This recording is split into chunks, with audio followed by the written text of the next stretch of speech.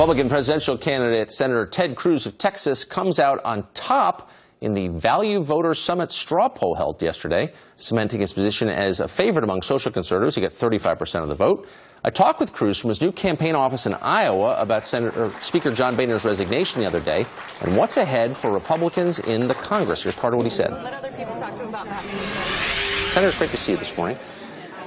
So I assume, like most conservatives, you were not saddened to see John Boehner go. The question is, was he pushed, or did he do this under his own steam? What's do you think the right interpretation of what just happened? Well, look, I mean, that's a question for him to answer. What I will say, I certainly wish John Boehner the best in his next chapter. I hope that we see a new Speaker of the House who is a strong conservative. And what I think is most important for House leadership, and for that matter for Senate leadership, is that they will actually honor the commitments we made to the men and women who elected us. The reason people are so frustrated out of their minds with Washington is, as conservatives, we keep winning elections, and the people who we elect don't do what they said they would do. I hope this very much serves as a wake-up call to House leadership, yes, that the promises we make on Election Day, we need to follow through once we're in office. Conservatives were pleased that John Boehner announced his resignation. You were among them. Do you think you celebrated too vigorously in public the fact he's leaving? Well, listen, what my focus is on, it's not on any one individual. To be honest, look, I don't really know John Boehner. He doesn't speak to conservatives, a whole lot of conservatives in the Senate. I don't really know him personally. It has nothing to do with the man personally.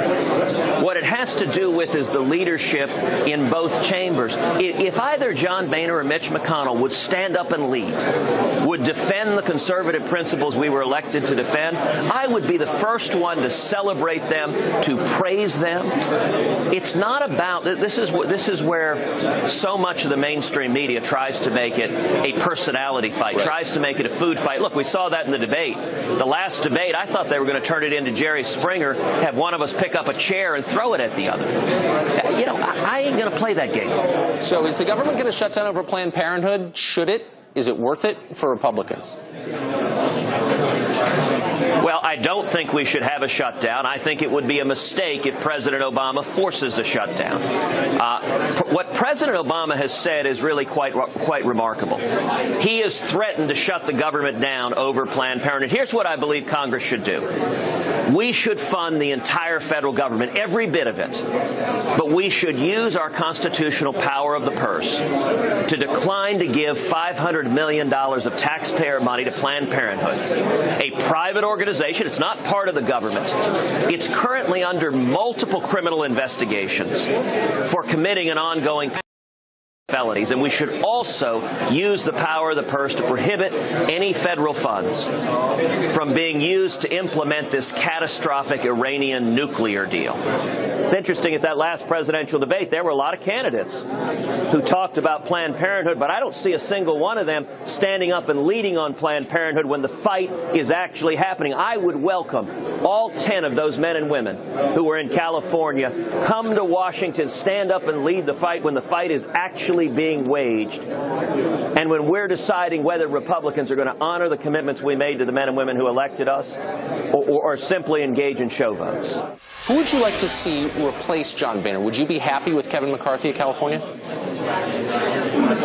You know, Tucker, I've always said that I'm going to leave House leadership decisions to members of the House. That is appropriate for them to make it. I'm describing the characteristics that I think House leadership should embody, and in particular, the most important characteristic is a faithfulness, a fidelity to the men and women we're working for. Conservatives were pleased that John Boehner announced his resignation. You were among them.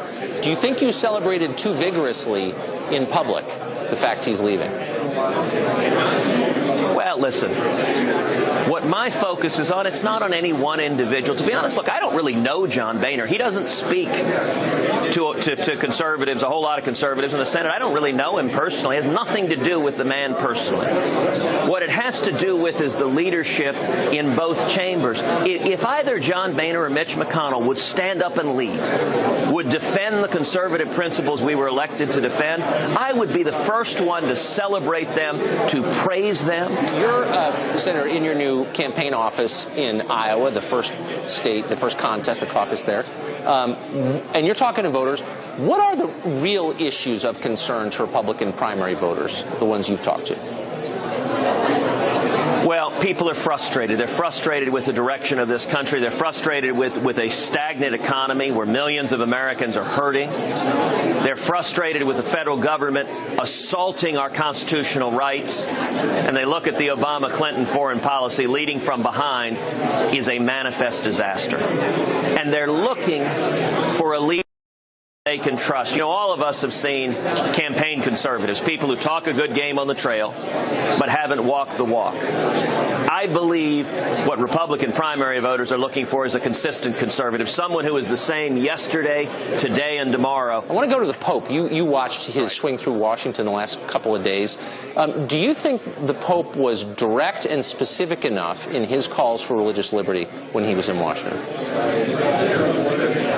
Well, I'm very glad the Pope came to Washington. I thought it was truly a remarkable experience to sit on the floor of the House of Representatives in a joint session of Congress and listen to the Pope speak to us. And I think his message encouraging all of us to appeal to our higher angels, to put aside petty differences and to come together on shared values to solve the great challenges of the day. I think that was a very important message. I hope that leaders on both sides of the aisle listen to and heed that message. You know, I have to say, Tucker, I was more than a little amused watching the mainstream media try to pitch the Pope's visit as somehow wonderful for Democrats. I mean, basically, they're trying to turn Pope Francis into an official spokesperson for the Democratic National Party. That's more than a little amusing.